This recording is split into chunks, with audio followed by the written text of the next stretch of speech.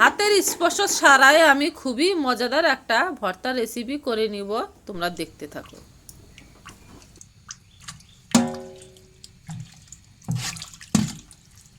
থাকবে না, এই তো দিয়ে দিলাম লবণ, চুলায় অলরেডি দিয়ে দিয়েছি।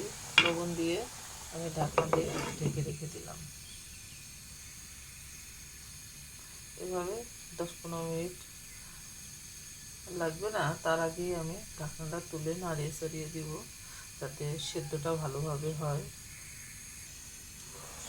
এখানে একটু আমরা কচু শাক এই বৃষ্টির দিনে রান্না করি, তাহলে 1-2 প্লেট ভাত এক নিমিষে খাওয়া হয়ে যাবে। গোস্ত মাছ লাগবে না, কোনো প্রকার ডিমও লাগবে না। এ পর্যন্ত যেসব বন্ধু আমার ভিডিওটা দেখতে অলরেডি শুরু করে দিয়েছো, সবাইকে জানাই অসংখ্য ধন্যবাদ আমার পরিবারে যুক্ত থাকার জন্য। অবশ্যই ফুল ওয়াচ করে আমার পরিবারে ভিডিওটা দেখে যাবেন এবং নোটিফিকেশনটা অবশ্যই অন করে যাবেন, যাতে পরবর্তীতে কোনো ভিডিও আপলোড করার সাথে সাথেই আপনাদের পরিবারে চলে যায় নোটিফিকেশন। আমিও ইনশাল্লাহ আপনাদের পরিবারে চলে যাব।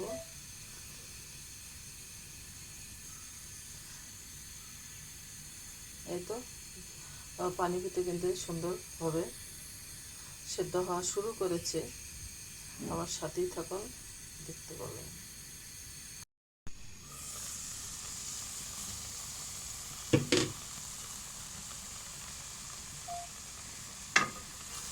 দেখুন অলরেডি কতটা সুন্দর নরম হয়ে এসেছে। এখানে আমার হয়ে গেছে একদম সঠিক সেদ্ধটা হয়ে গেছে। এখন আমি নামিয়ে নিব, নামিয়ে নিয়ে আমি বাগার দিয়ে নেব। সাথেই থাকুন।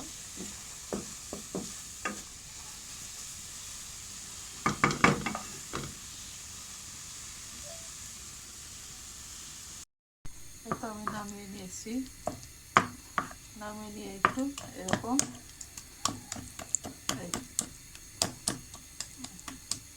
একটু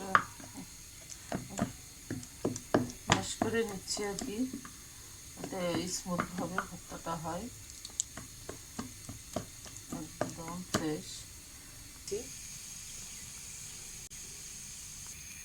তেলটা দিয়েছি, তেলটা যখন গরম হবে আমি কেটে রেখেছি নিয়েছি এটা পেঁয়াজ, রসুন, কাঁচামরিচ দিয়ে দিলাম। সুন্দর করে একটু লাল লাল করে ভেজে নেব।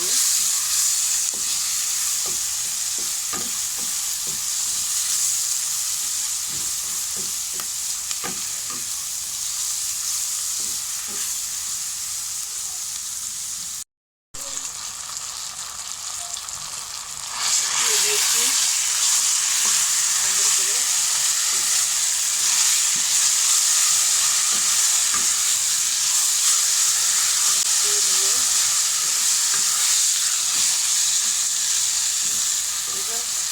কাঁচামরিচ দিয়েছি বন্ধুরা।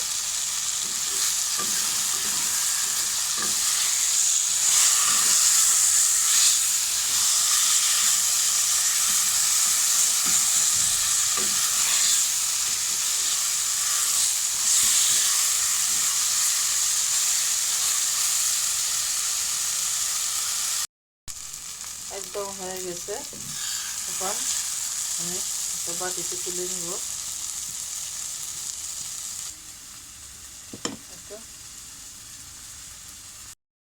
মাশাআল্লাহ কতটা সুন্দর হয়েছে, লোভনীয়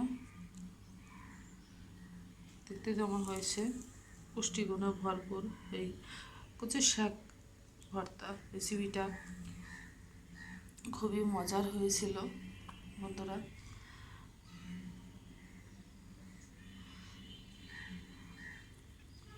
তোমরা যে যেখান থেকে আমার ভিডিওটা দেখছো সবাইকে জানাই অসংখ্য ধন্যবাদ। তোমরা আমার পাশে আছো, থাকো, আমিও থাকবো। আজকের জন্য বিদায় নিচ্ছি বন্ধুরা। তোমরা সবাই ভালো থাকো, সুস্থ থাকো, আল্লাহ হাফেজ।